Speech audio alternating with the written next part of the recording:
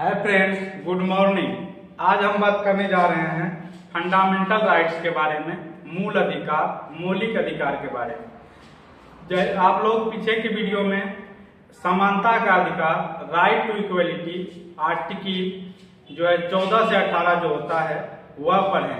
यदि बात करें मूल अधिकार को किस संविधान से लिया गया है, कहाँ से लिया गया है, किस देश से लिया गया है, यूएसए होगा। और इसमें कितने अनुच्छेद, तो 12 से लेकर 35 तक आर्टिकल आते हैं। इसको 6 प्रकार की स्वतंत्रता में बांटा गया है। तो पहला हम लोग पढ़े थे समानता का, राइट टू इक्वलिटी, आर्टिकल 14 से 18 तक ये पढ़ चुके थे। एक बार रिकॉल कर लेते हैं। आर्टिकल 12 में क्या है? आर्टिकल 12 में परिभाषा दिया गया है, मूल अधिकार का परिभाषा, और ये भी दिया गया राज्य का पहली बार वर्णन आर्टिकल 12 में किया गया है। आर्टिकल 13 है असंगत, यानी कि सरकार कोई ऐसा कानून नहीं बनाएगा पहले और बाद में जिससे मूल अधिकार या किसी का पर्सनल लॉ पे जो है क्षति पहुंचे। आर्टिकल 14 है विधि के समक्ष समानता, कानून सबको समान नजर से देखती है, कानून सबको समान मानती है, चाहे कोई हो, कानून की नजर में सब समान रहेगा। और आर्टिकल 15 है जन्म, धर्म, जाति, वंश के आधार पर किसी से भेदभाव नहीं किया जाएगा, सब समान है। आर्टिकल 16 है लोक नियोजन में समानता, सरकारी कार्य क्षेत्र नौकरियों में जो है समानता देखा जाएगा। और आर्टिकल 7 में है अस्पृश्यता यानी छुआछूत का अंत किया गया है।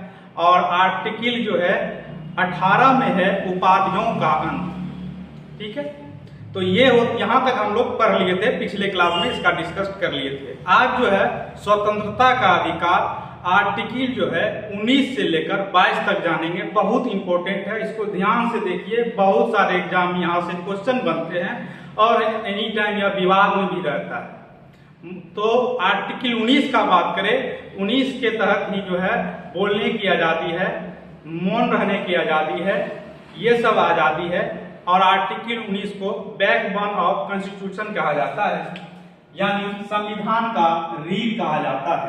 तो आर्टिकल 19, यदि क्वेश्चन पूछे संविधान का रीढ़ किसे कहा जाता है, तो आर्टिकल 19 हो जाए। संविधान का आत्मा किस आर्टिकल को कहा जाता है, तो आर्टिकल अनुच्छेद 32 हो जाएगा।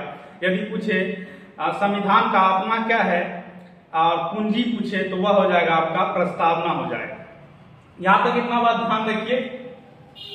आर्टिकल 19 से लेकर 22 तक राइट टू फ्रीडम, क्या करने जा रहे हैं?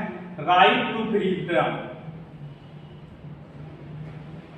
राइट टू फ्रीडम यानी स्वतंत्रता का अधिकार, राइट टू फ्रीडम को पढ़ने जा रहे हैं।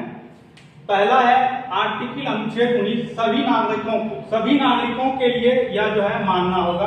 क्या है? सभी नागरिकों को यह अधिकार है, अभिव्यक्ति की आजादी है, यानी बोलने की आजादी है। ठीक है, इसी देखिए सभी नागरिकों का एक मौन रह सकता है, झंडा फहरा सकता है। आरटीआई 2005 आया था, जो कि हम लोग अभी भी कर सकते हैं, किसी से पूछ सकते हैं। और किसी से जब पूछेंगे तो उस जवाब तो देगा इसी आर्टिकल के तहत। जैसे मीडिया वाला जाके मैक सटा देता है किसी के पास, बोलिए सर ये कैसा, यो कैसा, तो उस जवाब भी देता है और सवाल भी करता है। इसी के तहत मीडिया स्वतंत्र है, तो उसको भी स्वतंत्रता का अधिकार है। आर्टिकल 19 के तहत हम लोग झंडा फहरा देते हैं, आर्टिकल 19 के तहत जो है किसी का पुतला फूंक देते हैं, ये सब जो है आर्टिकल 19 के तहत। अब अभिव्यक्ति की आजादी है, यानी आपको बोलने की आजादी है, आप बोल सकते हैं। ठीक है, 2 नंबर में शांतिपूर्वक सभा कर सकते हैं, 3 नंबर में संगठन कर सकते हैं या आप संघ बना सकते हैं, 4 नंबर में चारों ओर घूम सकते हैं, और 5 नंबर में है जो है निवास कर सकते हैं। यही था आर्टिकल 6 संपत्ति का अधिकार, जिसको खत्म कर दिया गया है। ठीक है, मूल अधिकार से भी आर्टिकल 21 को 31 को खत्म कर दिया गया है, और इसको भी कर दिया गया, संपत्ति के अधिकार को भी खत्म कर दिया गया है 44वां संशोधन से। 44वां संशोधन 1978 में हुआ था, और 1977 में जो है जनता पार्टी की सरकार बनी थी। 1977 में जनता पार्टी का सरकार, और 44वां संविधान संशोधन हो गया 1978 में। और उस समय जो है संविधान में संशोधन हुआ और संपत्ति के अधिकार को हटा दिया गया। अब याद कर लेते हैं आर्टिकल 19 को। अभिव्यक्ति की आजादी है, ठीक है। आर्टिकल 19 अभिव्यक्ति की आजादी है, शांतिपूर्वक सभा करने की आजादी है, संगठन बनाने की आजादी है, चारों ओर घूमने की आजादी है, यानी भारत में चारों ओर आप कहीं भी घूम सकते हैं, कहीं भी रह सकते हैं, कहीं भी बस सकते हैं, अपना जीवन यापन करने के लिए आप कहीं जो है कमा सकते हैं, लेकिन आप संपत्ति अर्जित नहीं कर सकते हैं। दो बातें यहाँ टेक्निकल बात है, याद रखिएगा। इससे भी संपत्ति का अधिकार हटा दिया गया है। आर्टिकल 31 जो है 31 को भी हटा दिया गया है। वह कैसा संपत्ति है, यह कैसा संपत्ति है? तो यह ऐसा संपत्ति है जो आप अपने से खुद अर्जित करते हैं। जैसे देखिए, अभिव्यक्ति की आजादी है, बोलने की आजादी है। आप बोलने लगे, आपका विचार लोगों को अच्छा लगा, आप जो बोलते हैं, आपका जो आइडिया है, आइडियालॉजी आपका दूसरे को अच्छा लगता है, आपका आइडियालॉजी दूसरे समझता नहीं, अच्छा सोचता है, देश के बारे में सोचता है, तो आपसे आदमी जुड़ते जाता है। जैसे आप जुड़ता है तो आप सभा करते हैं, तो सभा बिना अस्त्र और शस्त्र का सभा हो सकता है। एक जगह इकट्ठा होकर हम लोग बातचीत कर सकते हैं। और जैसे सभा हो गया, आप बोले, आपको पसंद, आपका बात विचार दूसरों को पसंद आया, तो आप क्या कर रहे हैं, सभा करने लगे। और सभा जैसे करने लगे तो एक आप अपना पार्टी बना सकते हैं, अपना संगठन, अपना संघ बना सकते हैं। ये 19 के जो है 3 में है। जब आप संघ बना लिए तो 4 में है कि चारों ओर घूमने की आजादी। 4 में चारों ओर घूमने की आजादी। कहाँ? पूरे भारत में आप कहीं भी घूम सकते हैं, कहीं भी घूम सकते हैं। तो आप जहाँ मान के चलते हैं, यहाँ आप बिहार से गए और बिहार से आप गए घूमने, घूमते यहाँ सभा किए बिहार में, बिहार के भागलपुर में सभा कर दिए, भागलपुरों के लोगों को अच्छा लगा तो देखता है पटना में जाके कर दिया, पटना के लोगों को अच्छा लगा तो आपका संघ बनते गया, आपका जैसे सभा करते आपका पार्टी में आदमी जुटते गया। तो आपको गए दिल्ली और दिल्ली में आपको अच्छा लगा, आप वहाँ बस गए, वहाँ निवास कर गए, तो आप कर सकते हैं। भारत में आप कहीं भी बस सकते हैं। अब वहाँ जब आप बस गए तो आपको जो है खाने पीने के लिए, अपने जीवन यापन करने के लिए कुछ ना कुछ रोजगार करना होगा, तो आप रोजगार भी वहाँ कर सकते हैं, कुछ कारोबार भी कर सकते हैं, कुछ व्यवसाय भी कर सकते हैं, यही आर्टिकल में। लेकिन आप संपत्ति अर्जित नहीं कर सकते हैं। ये है आर्टिकल 19 का। लेकिन 31 में जो हटाया गया है वह जो है आपके पूर्वजों का संपत्ति है, जिसको खत्म किया गया है। जैसे उस समय रेलवे बिछाने में कुछ कठिनाई परेशानी हो रही थी, जो कि अपना संपत्ति को ही नहीं देना। जैसे कि जमीन है, आपके पास जमीन है तो आपको क्या लगता है जमीन आपका संपत्ति? नहीं, वह कानूनी संपत्ति है। सरकार जब चाहेगी तब आपसे ले सकती है। समझ रहे हैं? आर्टिकल 31 हो गया, इसको जिसको समाप्त कर दिया। वही 44वां संविधान संशोधन के तहत इसको भी खत्म कर दिया गया और यहाँ से भी संपत्ति को खत्म कर दिया गया। तो 6 प्रकार का ही जो है आपको ये आर्टिकल 19 में है। फ्रीडम क्या है कि आपको बोलने की आजादी है, आपको सभा करने की आजादी है, आपको संगठन करने की आजादी है, आपको चारों ओर घूमने की आजादी है, आपको कहीं निवास करने की आजादी है और आपको कहीं बसने की आजादी है। निवास करने की आजादी, आपको कहीं रोजगार करने की आजादी है, कारोबार करने की आजादी है। तो ये है आर्टिकल 19। अब समझते हैं, बहुत इंपॉर्टेंट है ना, इसको ध्यान रखिएगा आर्टिकल 19 को। अब समझते हैं अनुच्छेद आर्टिकल 20 को। तो अपराधों के लिए दोष सिद्ध के संबंध में संरक्षण, यानी कि आप अपराध किए हैं कि नहीं किए हैं, इसके लिए दोषी सिद्ध होने के लिए जो है इसमें जो है संरक्षण का प्रावधान किया गया है आर्टिकल 20 में। आर्टिकल 20 में जो है दोष सिद्धि करने का प्रावधान किया गया है। पहला क्या है? अपराध के समय का कानून। जैसे हम अभी जो अपराध किए हैं तो अभी के समय कानून के हिसाब से हमको सजा मिलेगा। मान के चलते हैं कि कोई अपराध कर दिए, किसी को जाके लपड़ा दिए, है ना, किसी को जाके लपड़ा दिए, तो जो कानूनी सजा होता है, जो ऐसे तो लपटाने का जो भी कानूनी सजा होता है वो हमको कानून देगी। अब जो अभी के हिसाब से आप मान के चलते अभी ये कुछ काम किए, वह काम के लिए तो हमको सजा अभी जो कानून में लिखा होगा, अभी जो लिखा होगा वही होगा। मान के चलते 5 साल के बाद सजा हुआ, 2 साल के बाद सजा हुआ, तो उसके टाइम से सजा नहीं होगा। अभी जो घटना घटी है, अभी जिसके पर केस हुआ होगा, आज के डेट में जो कानून बना है उस पर सजा होगा, या नहीं। दूसरा और दूसरा क्या है? दूसरा है कि एक से अधिक बार आपको सजा नहीं दिया जा सकता। आर्टिकल 20 के दूसरा में क्या है? कोई जुर्म कर दिए हैं, मान के चलते हैं कोई जुर्म कर दिए हैं, अब किसी को लपड़ा दिए तो उसके लिए हमको सजा हो गया, मार दिया, उसका ब्लड चल गया, केस कर दिया। तो दूसरा क्या होगा? एक बार हमको पुलिस सजा दे दिया और जो हम जेल काट के आ गए तो फिर हमको पुलिस नहीं कि उसी केस के अंदर हमको जेल में लेके जाएगा, नहीं, उसके एक ही बार सजा हो जाता है, एक जो है आपके केस पर। अब ये है। दूसरा क्या है, स्वयं के विरुद्ध गवाही देने की पुलिस आपको फोर्स नहीं कर सकता, बाधित नहीं कर सकता है कि आप देवे कीजिए अपने के विरुद्ध गवाही, ठीक है, कि हम ही जाके मार दिए, हम ही जाके ये कर दिए, नहीं, उसके लिए आपको फोर्स पुलिस नहीं कर सकता है, ये आपका अधिकार है आर्टिकल 20 के तहत, ठीक है। लेकिन इसको जो है आर्टिकल 1978 में इसको है ना, इसको भी शामिल किया गया कि आर्टिकल 20 और 21 को निलंबित नहीं किया जाएगा। यानी कि देखिए, जब हम मूल अधिकार को पढ़ा रहे थे तो हम बताए कि वैसे एक संविधान से लिया गया है, आपसे मूल अधिकार कोई छीनता तो आप सुप्रीम कोर्ट, हाई कोर्ट में अपना याचिका लगा सकते हैं और जा सकते हैं। और उस आपातकाल की स्थिति में राष्ट्रपति जो है मूल अधिकार को छीन सकती है। आर्टिकल 359 के तहत वह आपका निलंबित कर सकता है। आर्टिकल 359 के तहत, है ना, 359 के तहत, आर्टिकल 359 के तहत राष्ट्रपति जो है आपका निलंबित कर सकता है कुछ दिनों के लिए आपातकाल की स्थिति में। लेकिन 20 और 21 आपातकाल की स्थिति में भी चलेगा। राष्ट्रपति का अधिकार नहीं कि 20 और 21 को रोक दिया जाए। आपातकाल की स्थिति में भी यह स्वतः ऐसे रहेगा। यह जो है 44वां संविधान संशोधन के बाद जोड़ा गया। यह आपका आर्टिकल 20 हो गया। अब करते हैं आर्टिकल 21 को। आर्टिकल 21 जो है, अनुच्छेद 21 जो है, प्राण एवं दैहिक स्वतंत्रता, यानी सरकार या कानून जो है आपको आत्महत्या भी करने नहीं देगी। इसी के तहत, है ना, देखते होंगे आप गाँव समाज में कोई आत्महत्या के लिए तो उसका मामला जल्दी सलटाने चाहता है, पुलिस तक कानों कान खबर ना चले, तो डर है कि आप आत्महत्या नहीं कर सकते हैं। जिम्मेवारी है सरकार का कि आपको क्या देगा, आपको ऑक्सीजन फ्री देगा, पर्यावरण स्वच्छ होना चाहिए, साफ सुथरा होना चाहिए करके देगा। आप कोविड आया तो आप देख सकते थे कि सरकार जो आपको फ्री में दवा दी और फ्री में जो है आपका इलाज हुआ। अभी भी सरकारी हॉस्पिटल है, फ्री में हेल्थ होता है, मेडिसिन का आपको मिल सकता है, दवा मिलता है आपको।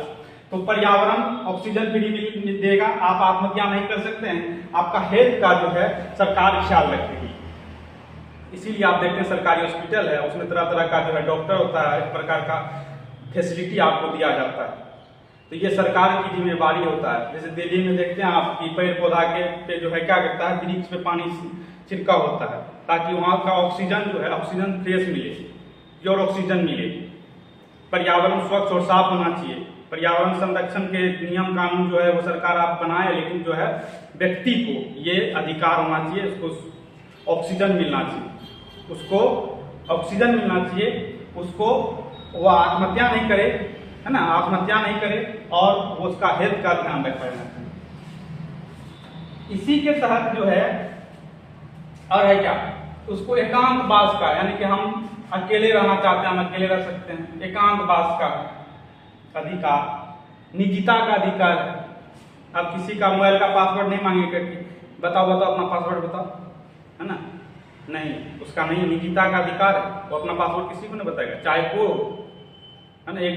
एक रियल घटना है कि एक वाइफ, मतलब शादीशुदा दाम्पत्य जीवन में एक वाइफ रात में किसी से चिट्ठिया रही थी, है ना, व्हाट्सएप पे किसी से बात कर रही थी। अब क्या हुआ कि उसके हस्बैंड जो है देख लिया किसी से बात करती है, तो बात करती है तो देखा किसका, बोला कौन किससे बात करी, दिखाओ, बोला नहीं दिखाएंगे। उसको पता था अपना अधिकार, है ना, आर्टिकल 21 जानती थी, निजता का अधिकार, अब नहीं दिया तो अब बड़ी लफड़ा हो गया, तलाक तक का मामला आ गया था।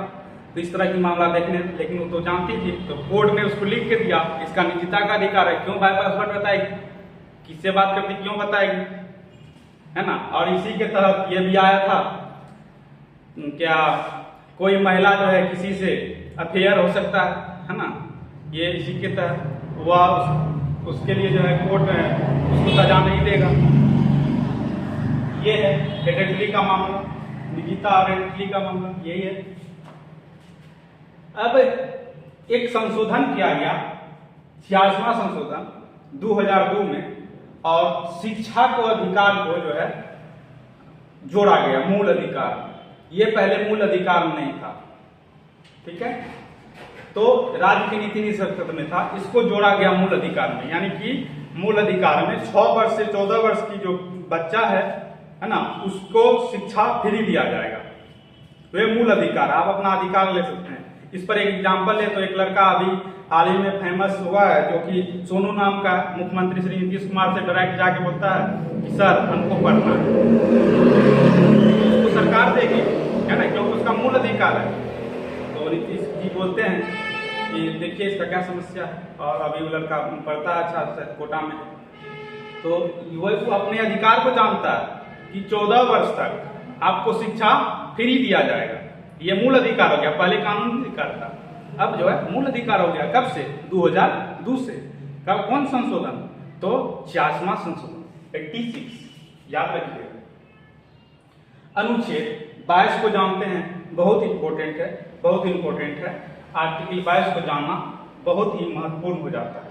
कुछ दशाओं में गिरफ्तारी, यानी आपको जो है गिरफ्तार करने का जो है प्रावधान है।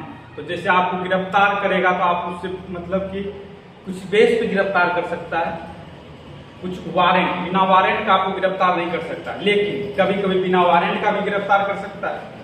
इसी मामले को जैसे कि होता है पुनिटिव, यानी कि अपराध के बाद, है ना, ये है अपराध के बाद, अपराध किए हैं आप पे मुकदमा हुआ है, कोई जाके आपने मुकदमा किया है कि फलना व्यक्ति ने ये काम किया है, आप पे जो है धाराएं लगी है, तो जाके पुलिस आपको पकड़ेगी, वही कहलाता है पुनिटिव, यानी दंडात्मक आर्टिकल 22 के तहत, है ना। एक होता है क्रिएटिव, एक होता है पुनिटिव, एक होता है पुनिटिव डिटेंशन। ये होता है अपराध के पहले, यानी अपराध के बिना समझ सकते हैं, या अपराध के पहले, या कोई अपराध नहीं किए हैं तब पर भी आपको पुलिस पकड़ लेगी, लेकिन कब तक रख सकता है? 3 मंथ तक। उससे ज्यादा बढ़ाना हो तो मजिस्ट्रेट से लिखवाना होता है। और जो है इसमें नजरबंद होता है। नजरबंद मतलब किसी हाउस अरेस्ट बोलते हैं, किसी को जो है उसकी के घर में बंद कर देना, बाहरी वातावरण से पूरा कनेक्शन काट देना, यानी कि उसका टेलीविजन का कनेक्शन काट देना, टेलीफोन का कनेक्शन काट देना, मोबाइल का नेटवर्क, मोबाइल ले लेना, तो ये सब होता है। तो घर में पूरा रख देता है, उसी को कहते हैं हाउस अरेस्ट बोलते हैं, नजरबंद बोलते हैं हिंदी में, ठीक है। ये होता है आपका इस आर्टिकल 22 के तहत। और आर्टिकल 22 के तहत जो अपराध करने के बाद जो होता है पुनिटिव डिटेंशन जो होता है, वह होता है गिरफ्तारी का आपको कारण बताएगा। जल्दी से जल्दी जो है पुलिस आपको पकड़ के ले जाएगी, तो आपको गिरफ्तारी का कारण बताएगी, और बिना वारंट का आपको जो है गिरफ्तार नहीं कर सकती। आपके पास पुलिस आया तो आप पूछ सकते हैं कि वारंट कहाँ है ना, क्या जुर्म किए हैं, ये आपका अधिकार, आप पूछ सकते हैं आर्टिकल 22 के तहत। 24 घंटा के अंदर आपको मजिस्ट्रेट के सामने लाना होगा, ठीक है। यही एक दिन पढ़ा रहे थे तो एक दिन क्लास में बच्चा हमसे पूछ दिया कि सर 24 घंटा में मान के चलते हैं कि हम यहाँ के निवासी हैं, जैसे कि वो लड़का यहाँ से भागलपुर से था, बोला हम यहाँ का निवासी है, हम जाके वहाँ जम्मू कश्मीर में रहते हैं, ठीक है, वहाँ हम जो है कोई जुर्म कर दिए, तो हमको जब यहाँ लेके आएगी तो 24 घंटा में पुलिस नहीं पहुँच पाएगी यहाँ पे। नहीं, इसमें लिखा गया नजदीकी मजिस्ट्रेट जो होगा, नजदीकी जज जो होगा वहां पे ले जाएगा, वहां के जो नजदीक में जज होगा वहां पे ले जाएगा, ठीक है ना। तो ध्यान रखिएगा, यहाँ जहाँ मेरा इंस्टीट्यूट है इसके सामने जज आवास है, यहाँ भी सामने सुबह में तो जज रहते हैं वहाँ न्यायालय में, यहाँ पे जो है सामने भीड़ लगा रहता है पुलिस सबका, कैदी सबका, कि इसके मिलवाने आता है। तो वह सिचुएशन हम देखे हैं और इसी का हम एग्जाम्पल देके समझाते हैं स्टूडेंट को। तो 24 घंटा के अंदर जो है मजिस्ट्रेट से मिलवाना होता है, ये आप उसका अधिकार है आर्टिकल 22 के तहत। वो अपने पसंद का वकील रख सकता है, यदि उसके पास पैसा हो तो, नहीं हो तो सरकारी वकील वह रख सकता है फ्री में, है ना। तो या तो प्राइवेट रखे अपने पसंद का, या सरकारी रखे अपने पसंद का वकील रखने के लिए वह स्वतंत्र है आर्टिकल 22 के तहत, ठीक है। तो आज पढ़े राइट टू फ्रीडम, स्वतंत्रता का अधिकार, आर्टिकल 19 से 22 तक मूल अधिकार का। इससे आगे जो है आपका नेक्स्ट क्लास में बताया जाएगा। आज यहीं तक रखते हैं। Thank you.